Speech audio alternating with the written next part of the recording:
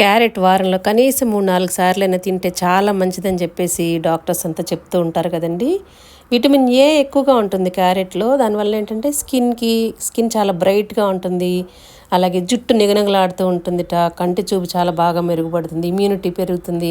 ఇలా చెప్పుకుంటూ పోతే చాలా లాభాలు ఉన్నాయని చెప్పేసి క్యారెట్ని వారంలో 3-4 సార్లు యూజ్ చేస్తుంటా. ప్రతి దానిలో వేస్తూ ఉంటాను. ఇలా క్యారెట్ పచ్చళ్ళు ఒక్కొక్క రకంగా ఒక్కొక్క రోజు చేస్తూ ఉంటాను. కూర చేస్తూ ఉంటాను. ఈరోజైతే క్యారెట్ పచ్చడి చాలా సింపుల్గా చేసుకుందామండి. దీనికోసం స్టవ్ మీద ప్యాన్ పెట్టుకుని పల్లీలు, ధనియాలు, శనగపప్పు, మినప్పప్పు వేసుకోవాలన్నమాట. కొంచెం శనగ నూనె వేసుకుంటే చాలా మంచిది. మెంతులు కొంచెం వేసి ఎండుమిర్చి కారానికి తగ్గట్టుగా వేసుకొని కొంచెం జీలకర్ర, ఇంగువ ఇష్టం లేకపోతే వెల్లుల్లి వేసుకోవచ్చు. ఇవన్నీ వేసేసిన తర్వాత లో ఫ్లేమ్లో చక్కగా ఫ్రై చేసుకోవాలన్నమాట. మినపప్పు, శనగపప్పు, పల్లీలు, మెంతులు, ఆవాలు, ధనియాలు, జీలకర్ర, కొంచెం నువ్వులు కూడా వేశాను. అంటే సడన్గా క్లిప్పింగ్ తీయటం మర్చిపోయాను, అందుకనే డైరెక్ట్గా చూపించేస్తున్నాను అనమాట. కారానికి తగ్గట్టుగా ఒక 4-5 ఎండుమిర్చి ఇలా పీల్ చేసేసుకుని కొంచెం సాల్ట్ వాటర్లో వేసేసి ఉంచితే ఏమన్నా దానిలో ఉన్న డస్ట్ పార్టికల్స్ అన్న బ్యాక్టీరియా ఉన్నా కూడా పోతాయి అనమాట. క్యారెట్ని ఎప్పుడు డైరెక్ట్గా చేసేయకూడదండి.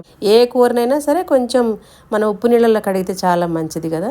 ఇలా ఫ్రై చేసుకునేటప్పుడే కొంచెం కరివేపాకు కూడా వేసేసి ఫ్రై చేస్తే టేస్ట్ ఇంకా చాలా బాగుంటుంది అనమాట. ఇప్పుడు ఈ పోపు అంతా బాగా చల్లారనిచ్చి గ్రైండ్ చేసేసుకోవాలి.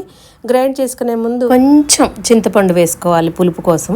చింతపండు నేనైతే అప్పుడప్పుడు ఒక్కొక్కసారి చింతపండు వేస్తా, ఒక్కొక్కసారి మామిడికాయ ముక్క వేస్తా, ఒక్కొక్కసారి నిమ్మరసం వేస్తా. ఏదైనా సరే పులుపు కోసం మనం వేసుకోవచ్చు. కొంచెం పసుపు, టేస్ట్కి సరిపడా సాల్ట్, కొంచెం బెల్లం ముక్క వేస్తే చాలా బాగుంటుంది.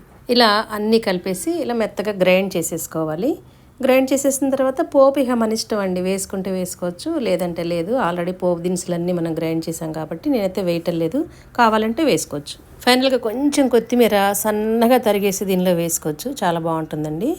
ఇది అన్నంలోకే కాకుండా అన్ని రకాల టిఫిన్స్లోకి కూడా చాలా బాగుంటుంది. పచ్చడి ఇలాగ టేస్టీగా హెల్తీగా చేసుకున్నామన్న ఆనందం, అలాగే హెల్తీగా ఇప్పుడు మనం పచ్చిగా చేసుకోవటం వల్ల హెల్తీ కదా, ఆ తృప్తి కూడా మనకు ఉంటుందన్నమాట. ఇలాంటి simple, easy, tasty and healthy recipes కోసం మన ఛానల్ ఫాలో అవుతుండండి. మన ఛానల్లో రకరకాల కంటెంట్స్ ఉన్న వీడియోస్ ఉన్నాయండి. ఈ వీడియో ద్వారా ఫస్ట్ టైం చూస్తున్నట్టయితే ఒకసారి మన వీడియోస్ అన్నీ చూసి నచ్చితేనే సబ్స్క్రైబ్ చేసుకోండి. Thank you for watching.